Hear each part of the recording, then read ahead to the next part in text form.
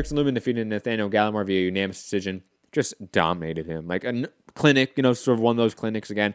Lubin, though, never really went out of second gear. Again, sort of switching back to the issue of even Richard Core, right? Like, if you're a defensive boxer, but you're clearly outclassing your opponent, clearly also maybe even hurting them with shots, but you're not following up with shots after you hurt them, step it up. Like, step it up in round 8, round 9, round 10. You can. And you can get that opponent out of there. And I know Nathaniel Gallimore is a tough guy. He's never been finished. But I think if Lubin wanted to really press the action, he could have got Gallimore out of there. Gallimore wanted to quit too. He had no business in there. He wasn't even throwing back at times. Like, this was a really bad showing from Gallimore. A guy that probably got overhyped by Showtime far too early when he hadn't shown anything. Same with Justin De La Roche. But digressing, Lubin looked fantastic, dominated, but again, only went to second gear. He could have went to third and fourth gear and really pressed the action if he wanted to, in my opinion.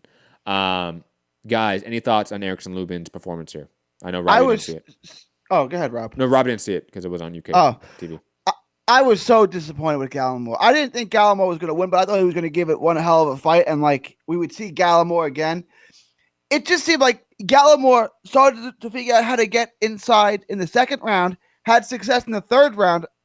I scored the third round for Gallimore because he won the early part of it, and then Lubin countered him with some shots, and then Lubin dominated him in the fourth round, and that Gallimore was like, okay, I'm out. I'm good. I'm out. I tried my best. It's not going to work. I'm just going to – he's not going to come after me, so I'll just run out the clock. And make silly faces, like, yeah.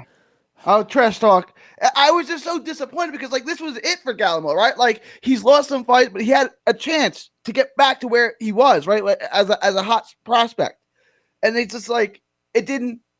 It looked like he seemed to figure some things out, but then Lubin adjusted back to that, and Gallimore was like, "That's it. I got nothing else. I'll just lose the fight." And then he put on his best Braulio Rodriguez impersonation and just made silly faces for 12 rounds while he was just getting outboxed and picked apart.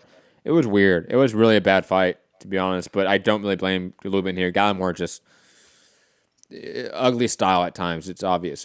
Speaking of ugly styles at times, Robert Easter Jr. in the co-main event defeating Adrian Granados, and actually a fun fight, a back-and-forth affair, one that I thought was far, far closer than the scorecard said. With a scorecard of 100-90 for Robert Easter, gave him literally every round where he got beat up in a fight. Like, Easter probably won the fight, but he got beat up during the fight. Granados put it on him. And shout out to Granados because he looked really like devastated in the ring after that decision was read. You can tell like this was like it in his mind. Like this was maybe his last chance to sort of bring his career back to the top. And I'm not gonna say he got robbed on the judges' scorecards, but he kind of did. Like all the judges were bad. Like the closest scorecard was 97-93. And that's bad, honestly. That's how I had it initially. The first time I watched it, I had it 7-3. I watched it again. I'm thinking maybe 5-5. Like, I think he won the last 4 rounds. Right, that's 4 right there. We're talking about Granados. Yes. If he won any of the first 6, now we got 5-5. Right. The 10-0 makes go back, watch the 7th round. There's no way Easter won that round. Right. So how did you give that round? Because he gave all the rounds to Easter. How did you give that round to Easter? I could see it 7-3 because look, Easter looks better. If you're a bad judge, like I get why you'd score the fight for Easter because he looks more, he moves better. Like I get how you would get to 7-3 if you're a bad judge, right? Like I was watching it half-assed, and that's how I got to 7-3. I watched it again. I was like, ooh, this fight's real close. I think a draw is an acceptable decision. I think 6-4 Easter or 5-5 is probably where this fight was.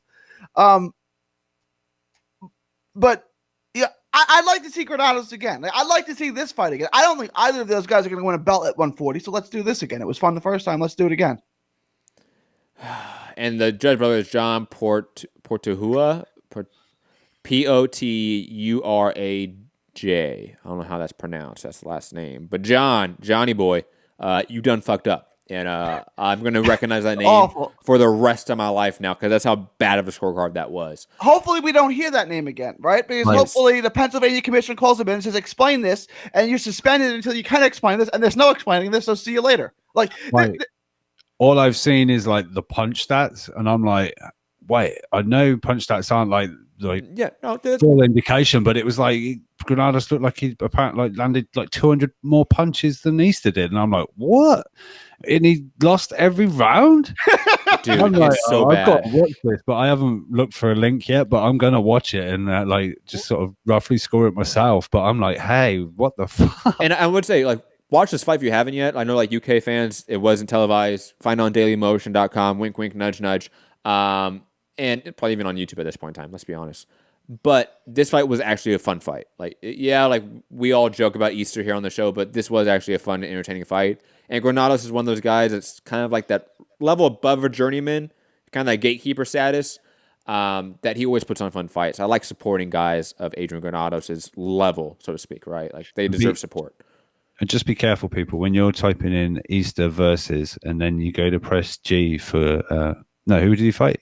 Granados, Adrian Granados. Yeah, no, when you go for the G, the B is next to it, and it might recommend Easter Bartholomew. Don't do that one. Just check your typing, all right? Click on the right one, and yeah, it sounds like it was a good fight. But to this point, quickly, Easter, he moved up in weight. This is the first time at 140, right? Am I the only one that thought he looked out of shape in this fight in a way? Like, I felt like he added no muscle. I felt like he had a little tiny gut on him. I felt like Easter didn't, move up in weight. He just didn't cut weight, if that makes sense. He didn't cut the extra 5 pounds. And that's what it kind of looked like to me. Like, his shoulders didn't look more developed. His arms didn't look more developed. His legs didn't look more developed. He added no muscle tone at all when he moved up in weight. And I felt like that was a huge missed opportunity by a guy that needs to add muscle to his frame. Gary, did you notice that at all, or am I just seeing that? I didn't really notice that. I'm not saying you're wrong. I didn't notice it. Go back and watch the fight maybe and tell me if I'm crazy, Gary. Or at least watch a couple rounds just to get a look of Easter. He looked out of shape in a way to me, which is odd because he's not out of shape. But to me, he did, comparative to 135. But anyways, close fight, and these scorecards were trash. But Easter picked up a win, probably lining himself up for some fight of some sort. God knows what PBC is thinking for him. I say we just get over it and we have the two friends fight and have Broner and Easter fight. I'll be honest. Like, I'll be okay with that. But Omar Figueroa and Easter. You get that same kind of scrap you'd get with Granados, but with right there. Matchmaker Gary actually bringing up a good fight with one of his biased fighters that he loves. I was actually shocked by that. Way to go. Wasn't which Figueroa was ordered by the WBC to fight against someone for something? It wasn't Omar. I don't think so. Wasn't it a Figueroa versus? Might have been Brandon, I guess. But Brandon's a 122 pounder, but he's with the WBA. He's got the WBA interim belt or whatever they call it, interim belt. Yeah. He ordered 2 people to fight, and they'll be as like a final eliminator for somebody. Well, it's definitely not welterweight because welterweight would just be Earl Spence and Danny Garcia. That's what they ordered. And he just lost every single round badly to Ugas. Like just a couple months ago. Well, I know it's not Omar. I know it's not Omar because Omar's at 147, and the 147 order was just Spence Danny. Maybe they ordered another fight after that, but the mandatory for Spence would be Danny Garcia. That's the mandatory right now. I'm going to find something. 1 second. Maybe they ordered like Figueroa Ugas for like another eliminator, but like, God, poor Figueroa, man. Like, that would just be mean. I saw him at his brother's fight, and I asked him, like, wait. I'm getting confused. I got a name muddled up. What name were you thinking of? I was thinking of Fortuna. Javier Fortuna. No, he's right. Fortuna was ordered for the Devin Haney. Was it Bartholomew and Fortuna? No. I don't remember who they ordered, but it's to get his WBC mandatory. It was actually a really good fight. It wasn't a good fight. It was just names we know. It was Jesus Cuellar versus Javier Fortuna at 135, and Cuellar is a fucking featherweight. Yeah. He couldn't fight at 130. And that's the eliminator for Devin Haney's WBC, air quotes. I know you guys can't see my hands right now. WBC belt. Moving on, though, because that's all the fights of the weekend. I know Omar Douglas fought on the card. I didn't see the fight. What else? Anyone else of note on this card? No. We can move on. One more card to get to. Elwin Soto defeating Edward Heno, and Angel Tito Costa defeating Raymond Tabugan. I'm going to go with that. Tabugan. And Toboggan? But Soto and Heno put on a really close back and forth fight. Some people even picked Heno and scored it for Heno. I thought Soto did enough to win, but I have no issue with whoever you thought won that fight. Another really good fight of this weekend that people should go watch. And Angel Tito Costa knocked out Raymond Tebogin, or however we're going to pronounce it, and knocked him out in vicious fashion in the 5th round. So that was nice to see. A guy especially that went rounds with, who did he go rounds with? Inoue, I want to say. Maybe Estrada. Who did this guy go rounds with? Luis Nery. That's who it was. He went rounds with Luis Nery at a higher weight class even. And I think Acosta was able to knock him out sooner. So shout out to Angel Tito Acosta, a really fun fighter. Guys, any quick thoughts on this card? I feel like I said this to you in the green room. I can't believe Soto beat Acosta. I know Acosta can get hit, but he's so much better than Soto. And I thought Soto won, but he's fighting life and death fights with guys who aren't even on Acosta's level. Like, how did he beat Acosta? Like, I don't know if there's plans to have them rematch, but I would pick Acosta to blow him out in a rematch. I agree. Rob, did you catch this one? Was on UK TV, I'm assuming, and you're not gonna go Daily Motion, but you should though. These fights were fun. I would recommend them for hardcore fans. If you didn't watch these for whatever reason, find them. Allthebestfights.com probably have them as well, guys. Wink, wink, nudge, nudge.